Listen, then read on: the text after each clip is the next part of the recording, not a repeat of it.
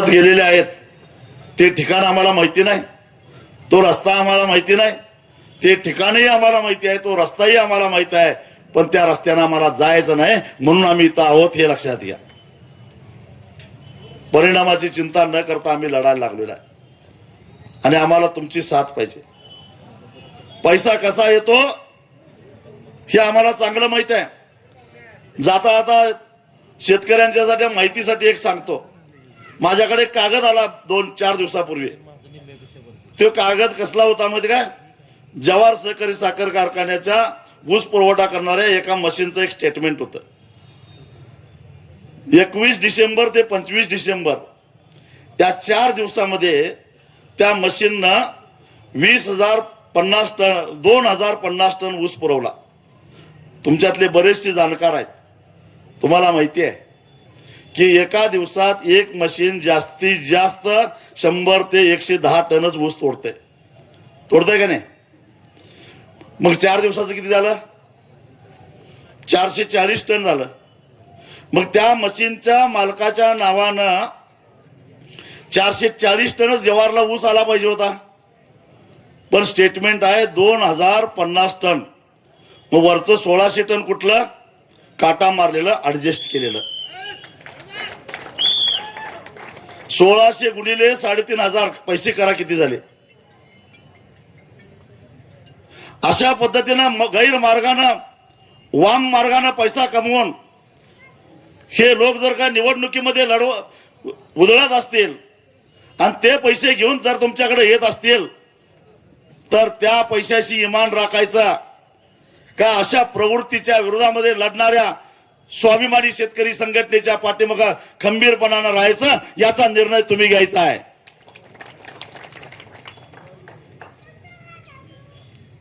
हे ठरवा एकदा. अशा पद्धतीनं लोकांना हे उल्लू बनवू शकत नाहीत, लोकांना फसवू शकत नाहीत, लोकांचा दिशाभूल करू शकत नाहीत. तुम्हाला इमानच राखायचं असेल तर या वर्षी 3,000च्या वर पैसे द्यायला तयार नव्हते. आम्ही लढून 3500 रुपये तुम्हाला मिळवून द्यायला लावले. टनाला 500 रुपये जादा दिले. पैसे आम्ही पण वाटल्यातच की हो. टनाला 500, 10 टनाचे 5,000, 100 टनाचे 50,000 एका कुटुंबात एवढे अगदीच आलेले आहेत. मग त्याच्याशी इमान राखायचं काय ह्या पैशाची इमान राखायचं हे ठरवा. आणि हे या संदर्भामध्ये तुम्हाला आता निर्णय घ्यायचा आहे. रवी कागवाडे सारखा एक चांगला उमेदवार आम्ही तुम्हाला दिलेला आहे. राजू तोरसकर सारखा एक सच्चा कार्यकर्ता या निवडणुकीमध्ये उभा केलेला आहे, जो गेली अनेक वर्ष अतिशय प्रामाणिकपणानं शेतकरी चळवळीचं काम करतो. जसे ज्या पद्धतीनं महेश पांडवनं अतिशय इमानदारीनं पंचायत समिती सदस्य म्हणून काम केलं, त्याच पद्धतीनं राजू तोरसकर सुद्धा अतिशय प्रामाणिकपणानं तुमचं प्रतिनिधित्व करणार याची मला खात्री आहे. एक फाटका माणूस, एक सामान्य शेतकरी मोठ्या विश्वासानं तुमच्या समोर पंचायत समितीचा उमेदवार म्हणून उभा केलेला आहे. आणि म्हणून माझी तुम्हाला विनंती आहे की हे चित्र आपल्याला बदलायचं आहे. सगळ्यांनी आपल्याला पाठिंबा दिला आहे. आमच्या अलका कागवाडे या निवडून येणार याच्याबद्दल माझ्या मनामध्ये शंका नाही. सुरेखा तोरसकर निवडून येणार याच्याबद्दल माझ्या मनात शंका नाही. पण या ऐतिहासिक घटनेचे साक्षीदार मात्र तुम्हाला सगळ्यांना व्हायचं आहे आणि त्यासाठी तुम्ही सगळ्यांनी आम्हाला साथ द्या अशी तुम्हाला माझी विनंती आहे. जिल्हा परिषदेमध्ये जाऊन काय करायचं? आज बघा जिल्हा परिषदेमध्ये अशी परिस्थिती आहे, शाळेची कौलं फुटलेली आहेत, भिंती पडलेल्या आहेत, कंपाऊंडचा पत्ता नाही, आवारामध्ये कुत्री फिरायला लागल्यात.